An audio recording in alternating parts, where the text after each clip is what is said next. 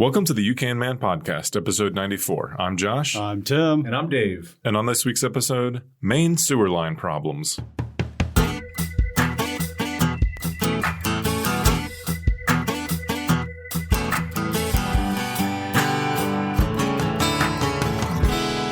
Hey guys, welcome back to the You Can Man podcast, where we believe what one man can do, you can do as well, but you gotta have the proper know-how.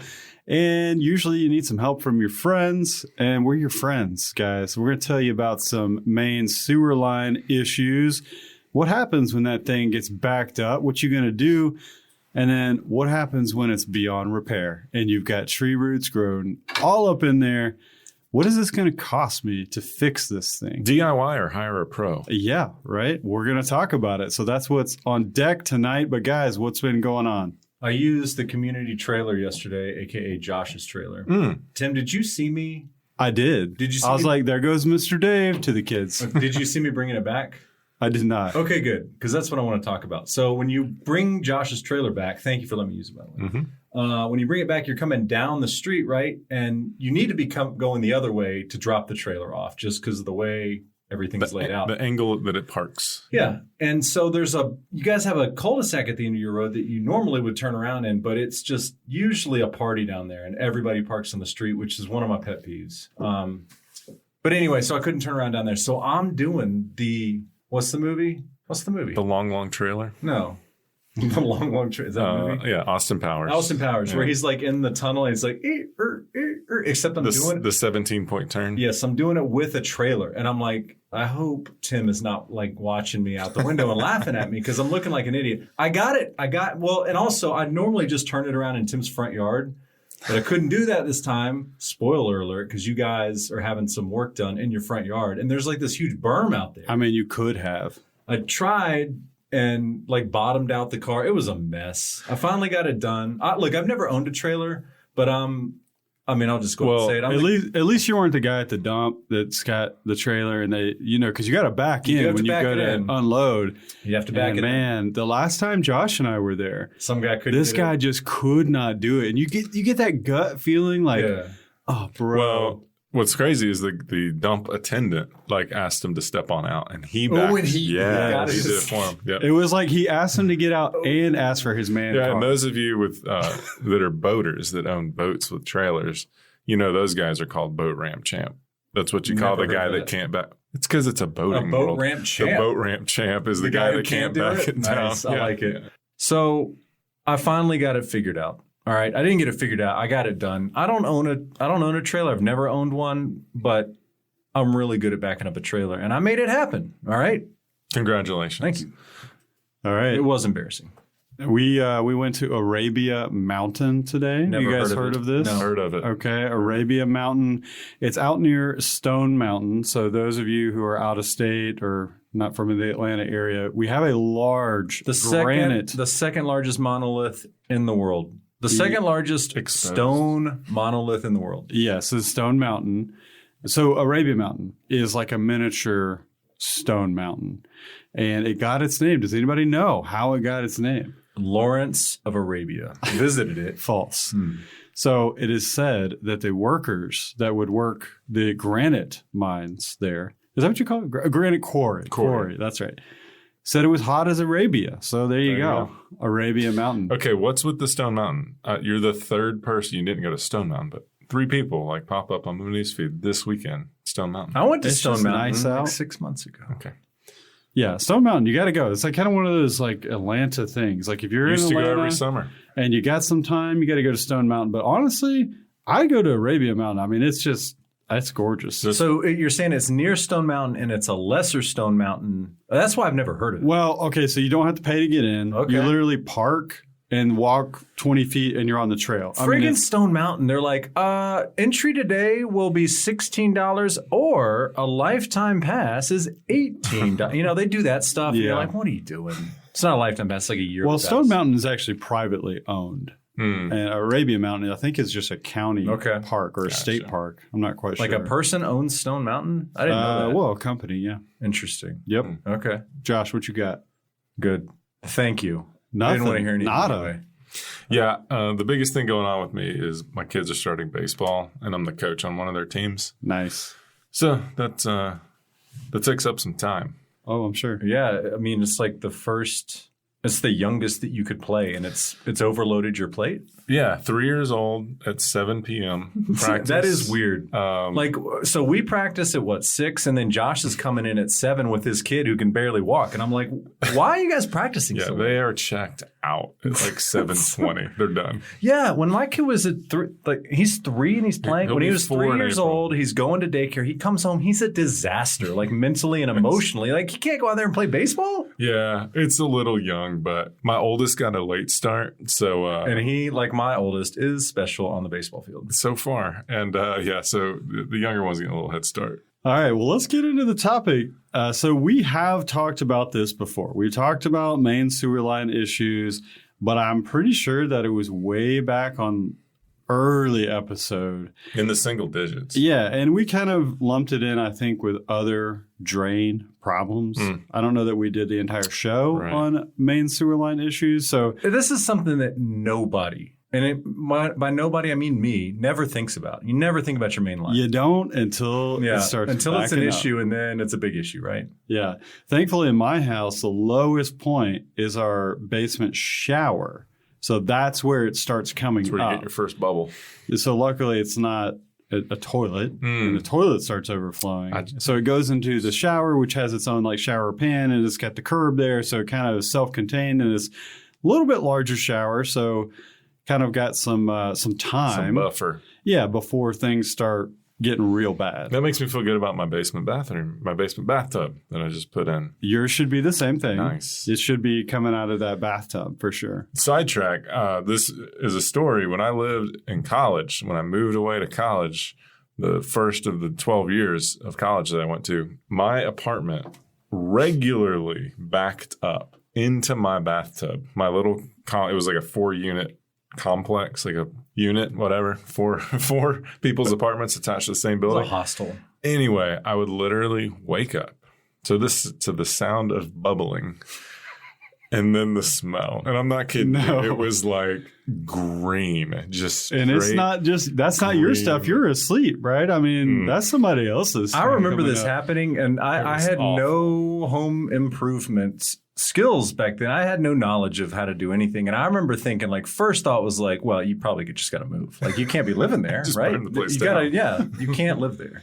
Yeah. Okay. Now we're specifically going to be talking about if you're connected to the county sewer line, because there's a whole nother slew of issues with a septic system. So we're not actually getting into that. So there's all kinds of backup issues with your drain field, all kinds of stuff with your septic system that we're not going to get into. So what we're assuming with this podcast is a clog in your main sewer line that is connected to, your county, city, whatever main sewer line. Okay.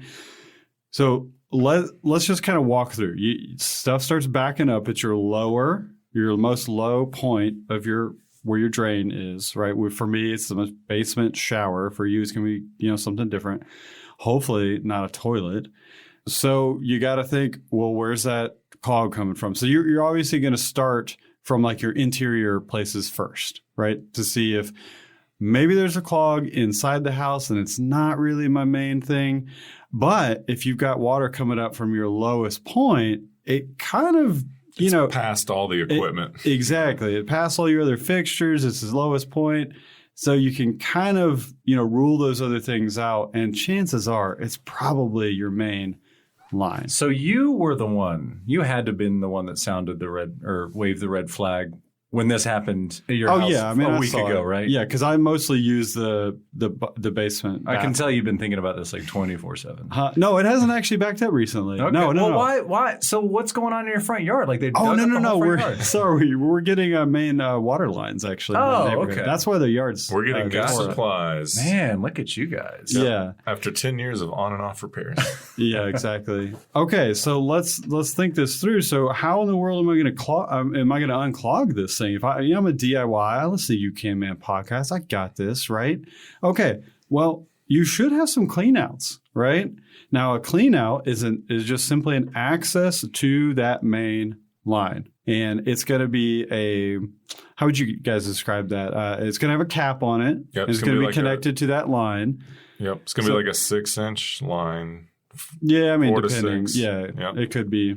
And Where would you find this? I have no idea where well, it is. sorry, I was going to back up a little bit. You need to find out where it's exiting your house, right? So that's probably really the first step. The biggest, for people who know nothing about plumbing, it's the biggest tubes that are like in your basement or your crawl space that you can see that are coming into your house. Right. Or Now, going out not to be confused with your vent stack, though, because that could be about the same size. Or it could be the same size. So if you have cast iron, it might be the same size. Yep. It could be as your main drain. Now, the vent stack is what's drawing in air because you got to have air behind water for that water to then exit.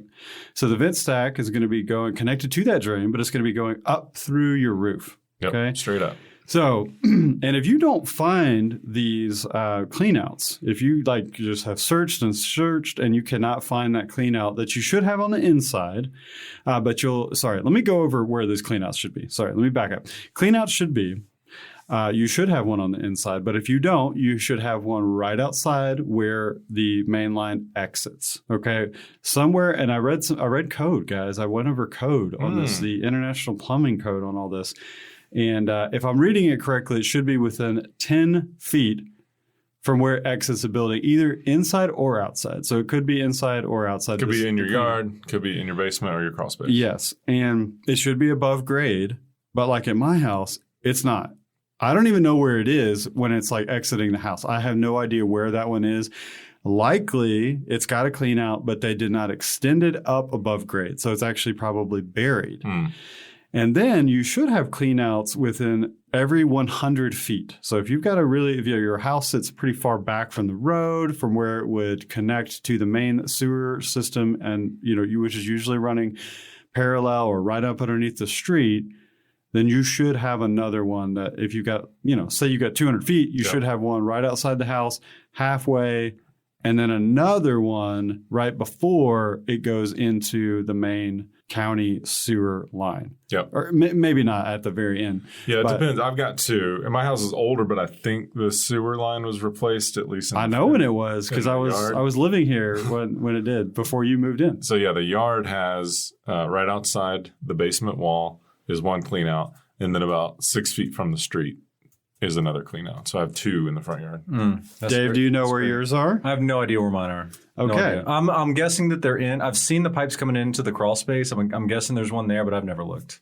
Okay. And then also, if you have any junctions that are greater than a 45-degree angle, so let's say that it goes around your house or something, or anything like that, it's supposed to have another clean out. Because if you think about it, when they're running a snake down, it could probably handle the 45-degree angle, but anything beyond that, it's going to be more difficult for that snake to kind of get around to unclog that. So it should have a clean out there. Do we define what a clean out is? Like what are you looking for when you're looking for your clean out? Yeah, it's kind of hard to describe it. It's basically just a cap that's on that you can take off and you can access the pipe with a large, auger. When I say snake, I mean like a drain cleaning auger, which to clean a main drain is usually a powered auger. We're going to get into that. So the cap will have like a square bolt head looking thing that you could get a wrench on. Yeah, you're going to need a hefty wrench to get this thing off, and especially if you got cast iron and this thing ain't never come off. I mean, you might even break the pipe. Off. Yeah. I mean, you literally might even break the pipe trying to get this thing off. So just keep that in mind. If you got PVC, it's probably going to be a lot easier to get that off. But cast iron, it could be rusty and all corroded, and it could be a real big problem to try to get this thing off. So my experience when I had a main clog in my sewer line was the first time it happened, and I had no idea where the cleanouts were. None of them were above grade. I didn't see one that was really accessible on the inside of the house. I called somebody because I at the time, I didn't know what I was doing. I didn't know if that was something that I could do myself. So the options were, the guy's like, I can remove one of your toilets and access the drain that way, I think. Or he could get up on top of my roof and run the line down the vent stack. Whoa. Okay, so that's what he ended up doing. Wow. So, yeah, man, props to that guy. I mean, he got that huge piece of equipment. You've seen That these things ain't are light. super heavy. And he gets that thing up on the roof and runs the line down there because it's just kind of the easiest access if you don't have an accessible clean out. Wow. Well, long story short is it turns out that the clog was like almost all the way out at the street right before it basically goes and meets up with the main county sewer line. So he had another tool where they can identify where the pipe is, right? And so he ran that down the line, and then we kind of figured out where the line was running. And let me try to think. So he used a probe. Now, when I say probe, I just mean like a metal rod. Metal tube, right? Yeah, that he just basically stuck down in the ground, and then we really located where that pipe was. Mm-hmm. So halfway between my house and the street, I start digging because that's where we're going to install a clean out because I couldn't find where a clean out was, right? So that's what I did. And I dug down, and it was like 4.5, 5 feet Wow. hole, I think. Because basically I struck a deal with him. I was like, I'll pay you. I think I only paid him like $350. Well, I was going to ask, like, the whole time was this guy like, why is this guy like following me around so much with the shovel and asking little did he questions? know that I was a DIY kind of guy. Enthusiast. Yeah. So I was like, all right, I got to get this fixed, obviously, because I can't use any of my toilets or anything. I'll dig the hole, okay, and you go get the parts. So because he didn't have everything like he needed, I guess, on the truck, and so he had to make a Home Depot run. So I was like, I'll have this thing dug, hopefully by the time you get back, and I think I did. I dug fast and I got it done. Now, fast forward, so he cleaned it out. He installed the clean out for me and ran the snake down it, and he was able to actually reach it now because we were so much closer. Fixed it.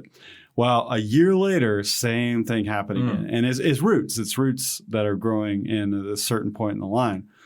Well, this time I had some guys run a camera down it because I got to see what's going on.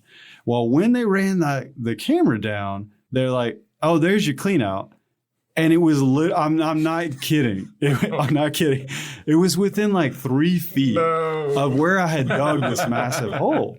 It was literally right there, but it was buried because they didn't put it above grade. That's crazy. So I just never knew where it was. So now I've got like 2 cleanouts that are like halfway between the house and the street that are redundant. You should put that in the listing when you sell this place. That'll Double be clean out. It's double cleanouts.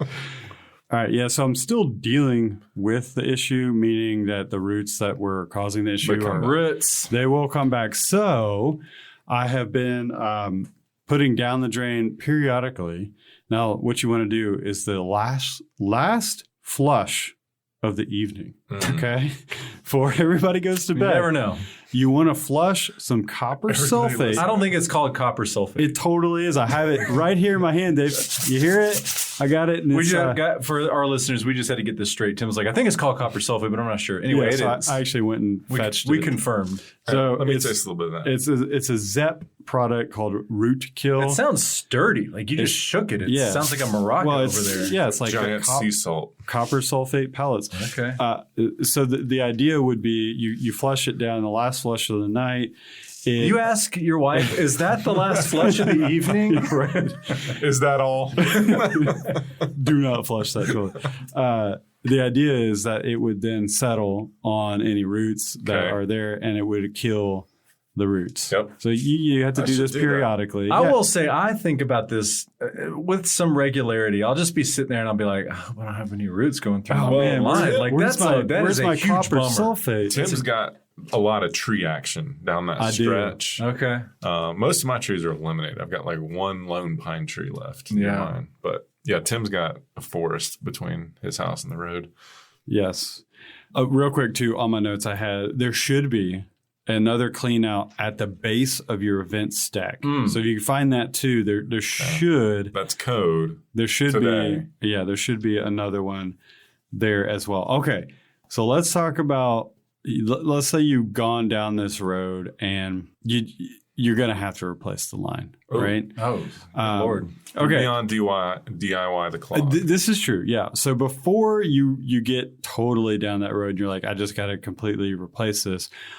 I would encourage you to try to snake the line yourself. So the first time you do this, maybe you do hire a guy the first time so you can actually see how they do it, because there is a skill. There's a technique. There's a technique to safely operating one of these powered drain cleaners. Auger. Right? I mean, they are some hefty equipment. Like you got to really pay attention. Like especially if you have the reel sitting too far from where you're going into the line, it can get wrapped up on you real quick. Okay. So you kind of do need to watch somebody do this. Maybe you could YouTube it Yep, and figure this out. But I actually bought my own from Harbor Freight. Couple $100. I think it was only like $150. You? Harbor Freight? Yeah, right. And it works pretty well. However, it was only 50 feet long. And for my application, it was just too short. You needed 53 feet. I think I did. I think Literally. I think I've seen Tom Silva do a how-to on that. Okay. I think I've seen him do one on YouTube, so check it out. Okay. Tom Silva, This Old House. So one time I bought that, but then I ended up just renting one. So I went and got a big boy one. Big Daddy. And that totally cleared it. And they have different attachments that you put on the end of these lines that are more aggressive, or either they got one specifically for roots. Exactly, yeah, that will kind of saw it like teeth on it. Yeah, as it's rotating around. That'll chew right through anything. Yeah, and so I think I probably paid no more than $60, probably worth it. Yeah, and because you're in at minimum 300 calling a guy. Oh yeah, That's minimum 300. I would say, especially if you're in a bigger city. I mean, I had a guy 400. It was Christmas Eve, which it didn't rip me off too bad, but it was like 375 or 400 just to get a clog undone on Christmas Eve. So there you go. So either if this happens to you a lot and you have existing root issues, it might actually be worth you buying one of these powered augers. And like I said, the one from Harbor Freight. It did the job. I mean, I got no problem with it. And you think about the amount of time that you're probably going to use this thing, you're not going to be burning that motor out. I mean, you're not using it very much. So it might be worth you doing that. And if not, go to your local rental place, Home Depot, wherever, and rent one of these things yourself. But I would highly encourage you to either watch somebody do it first, or at the very least, check out a YouTube video. Okay. So let's say I got to replace this line. What do you guys think this is going to cost? Any ideas? Now, $4,000. Of course, right? That's real close. Yeah, about $4,000. So I got some. I asked around. We actually had a guy, a friend of mine, that posted on the UK Man Facebook group, and he just had his done. So I was like, I mean, we're about to talk about this, so I got to reach out to him and see what he paid. So he paid $4,000. Really? Did he get done just from the house to the street, or how much? Just from the house to the street. So I would be the most miserable person in the world paying that out. I know. Like, that's like worse. That's the last thing you'd want to have to buy. $4,000 to buy a pipe. Come on. And it's worse than putting a roof on your house. Yeah. You don't see it ever. Now, the prices can vary wildly. Yeah. Now, this is one of those jobs where do not just get one person out there and give you a price. You need to get multiple quotes. And talking with another friend, it seems like it has a lot to do with how busy that plumber is. So another friend got his done for like $5,500, and he said that was actually a really good price based on other estimates he got, because the guy that he ended up hiring was like, look, I haven't run my backhoe all month long. And how most of these guys work is, they're leasing these large equipment, and they've got these monthly payments. So if they don't have a job that's paying that monthly payment for that month, then they're kind of sunk on that. So they may be willing to give you a better price. Now, back to the guy that had posted on UCAN Man group. He said he got a quote for, I'll leave the company name out, but probably the largest plumbing company in Atlanta. And I think that they're in all over nationwide. I think it's just like a franchise thing. Okay. You can probably guess who that might be. Yes. That they pretty much primarily do cleaning out of main sewer lines. Yes. Guess what? Okay, so keep in mind, he paid $4,000. What do you guys think that the estimate was from the large national brand? They got to be like near about 10K. I'm going to be 12. 16.5. Oh, what? Yeah. So what in the world, right? Now, this is a lot of work. I mean, they got to bring out the backhoe because if you think about it, that main drain, and if your house sits pretty far back, it's got to drop a lot. So I asked him, okay, about how deep was it when it connected with the county sewer line? And he estimated that it was about 10 to 12 feet That deep. is deep. Yeah. That's That's not a something you're big going to be hole. hand digging, right? Negative. Yeah. Now, That's so deep. Wow. if your house is really close to the street, maybe this is something you could do. I mean, don't know. it's whatever the main line's at. You got to Yeah. you got to dig down to the main line, right? Yeah, That's and where you get down I to. would assume that, I mean, I'm certainly assuming correctly that this is a permitted job because anytime you're going to be touching the county sewer line, because you got to tie into that, you're going to need to. Unless you're tying into like some good pipe.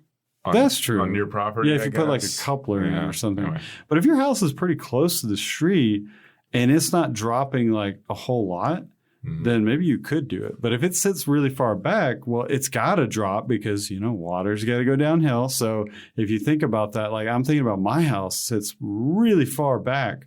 How deep were you out in the middle of your yard? In 4 the feet? middle. You said 4 feet? Yeah, like 4.5 feet. So- You dug So- a 4-foot hole by hand in like an Yeah. hour when the guy Come went on, to Home Depot? Dave. Dang. Yeah. Get some country Yeah, strong. for real. And I don't know. I mean, I would assume that by the time it hits where it ties into the county line is probably If we had an engineer, he probably could know like what the slope has to be. Too bad. But- Well, right. you're gonna- I'm kind of estimating that it was like 4.5 feet deep. I mean, I was standing down inside of it, so I would assume that it was. But anyhow, It's deep. That's deep. Anything over 5 feet, that's a deep hole. yes. So you've got to get multiple quotes on this, and it's a multi-day kind of thing. I mean, they're going to rip up your entire yard. Right.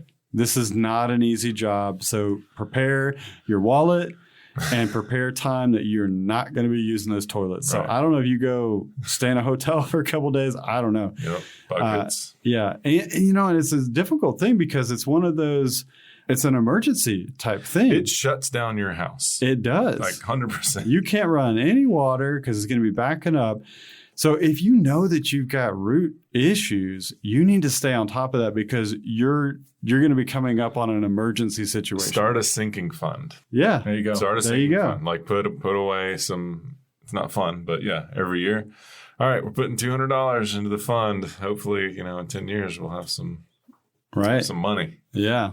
All right, so that's going to wrap it up. If you guys have any questions about the main sewer line, like I said, we just had somebody post about it. I'm sure he would love to answer any questions you have about replacing your main sewer line.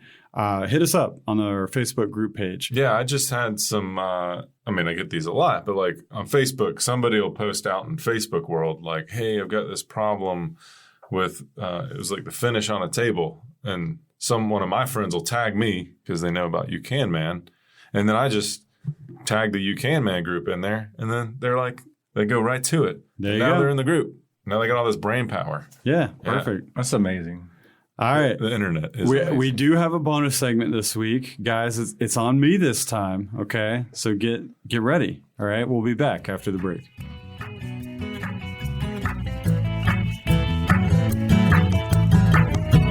Do you have an idea for a website that you've just been sitting on forever and ever and just can't get it off the ground? Well, maybe website hosting and domain name registration and all these things kind of confuse you. They did me at one point in time, but I've been using getsimple.net for years. Hosting your website can be really complex, such a hassle, but not when you go to getsimple.net. Whether you need hosting for something specific like WordPress or you need to register a domain name, Simple Source Solutions can help you dump the stress and get back to doing what makes your business great. Simple Source is your trusted hosting provider for all your hosting needs. We've got a promo code for you guys. So to get started, visit getsimple.net and use promo code YCM for 10% off your order.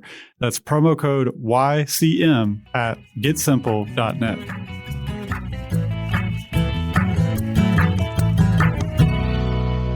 All right, guys, welcome back. We've got Tim with the bonus segment this week. What do we got, Tim? What do you guys think I'm going to talk about? I mean, I think I know. It's going to be plant related, vegetation, gardening. 80-year-old man. 80-year-old man material. topic. Yep. Yeah. So listeners that may be just joining New Balance us. shoes. No, New Balance shoes. No. No. Listeners that may be just joining us, I have often done bonus segments on stuff like the demise of the American chestnut tree or how did kudzu get into the South. Then I did one on that. Passenger. Look, we give Tim a hard time, but every one of those topics is super interesting. I don't want to give them props, but they were interesting. Okay. I don't know if you're guys going to think this is as interesting, but way to sell it. And you'd think that I would have already researched this before, but I hadn't really. What makes a good sunset? Okay, like what made scientifically? Why am I seeing these beautiful oranges and reds and pinks? Okay. And why are pollution? Now I'm going to answer that, Dave. Now, why are some sunsets just more vibrant, more spectrally pure? That's a good question, right? That's a term that I came across. I knew that wasn't one of yours. Okay, I'm just going to say that. Gild's paintbrush. All right. So it has everything to do with something called Rayleigh scattering. It was named after a 19th century British physicist, Lord Rayleigh, Rayleigh. Wouldn't have guessed Rayleigh. that. I'm pretty sure that's how you pronounce it. Sounds good. Yeah. So he discovered, I'm not going to get into all of the science, but he basically discovered how light is being scattered when it goes through particles in the air. Okay. That's the best way, I guess, to describe it. Scientists could definitely give you a better answer than that.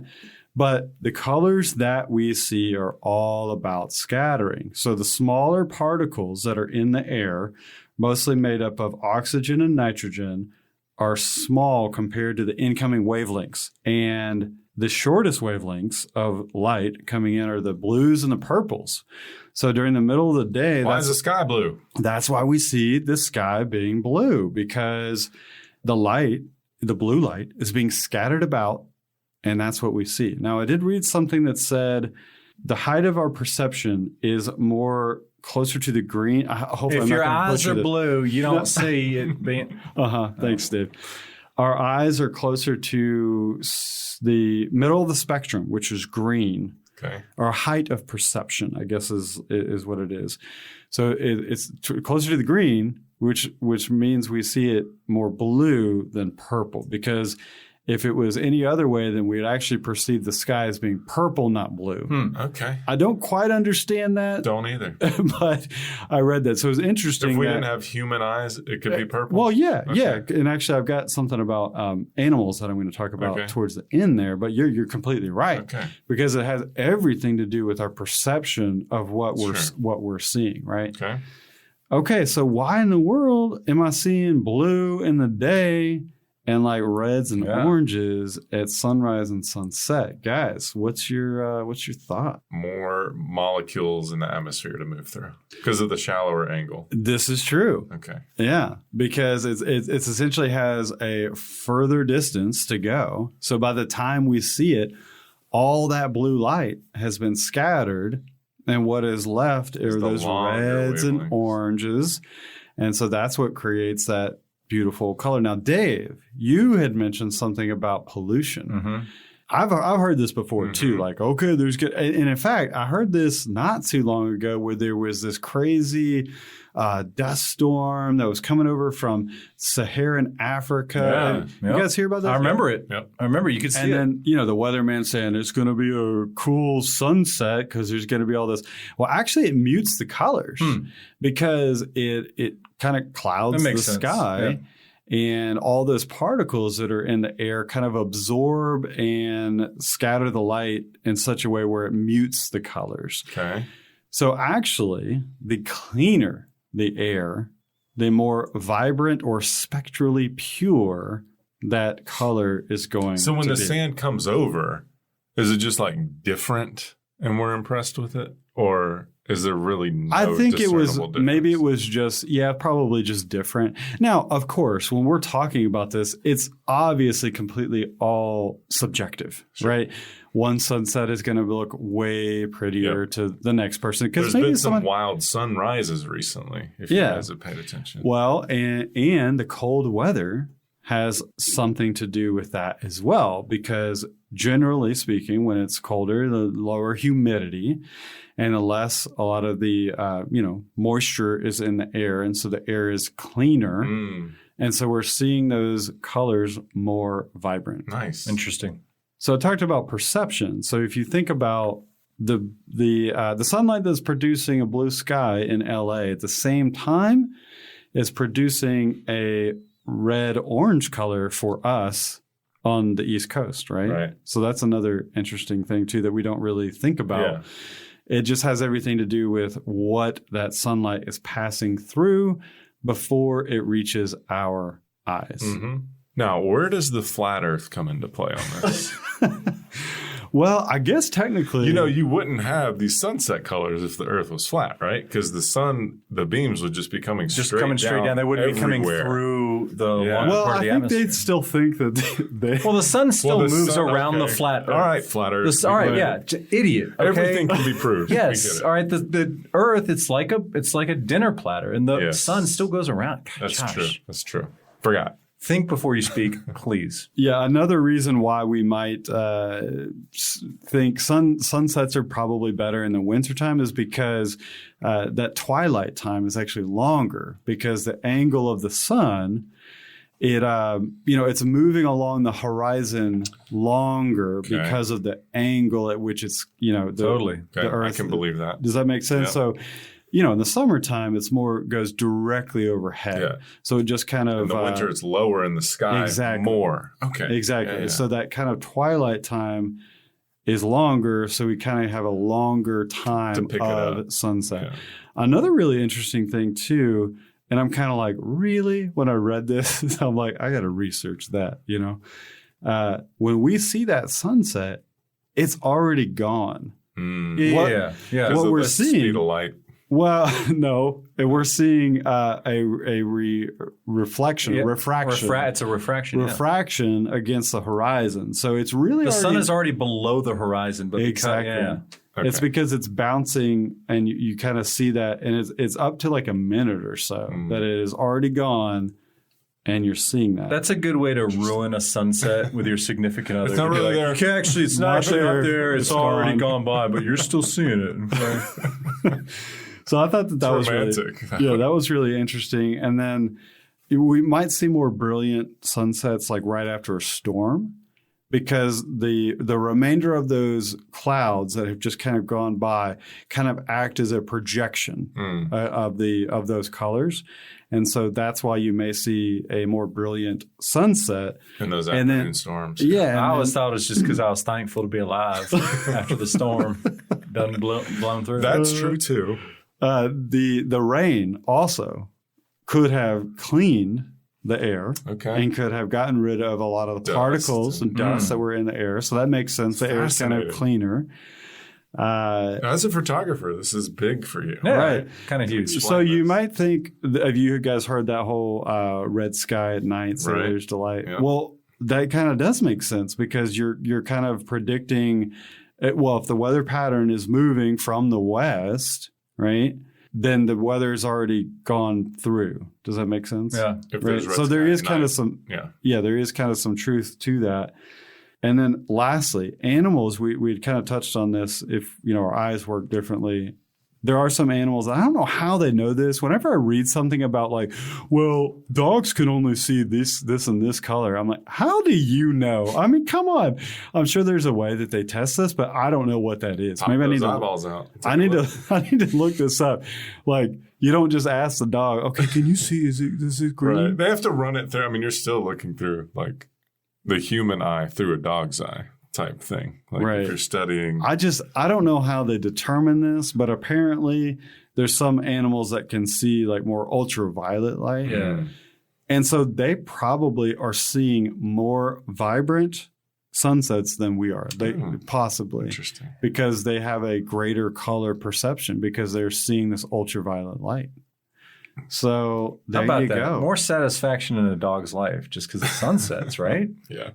There you go. So now you guys know Good stuff. That's what good. causes a really great Thank you, Tim. I've sunset. been walking around wondering. That's one of those questions like your kid asks you and you just make something Yeah, up. 100%. But now we can go a little deeper on it. And now you can could, turn on You Can Man and be Yeah. like, here we go. You could just queue up You Can Yeah. Man and skip to this bonus segment. Well, There you know, go. you listen through the whole thing. You know Of that course. sewer episode?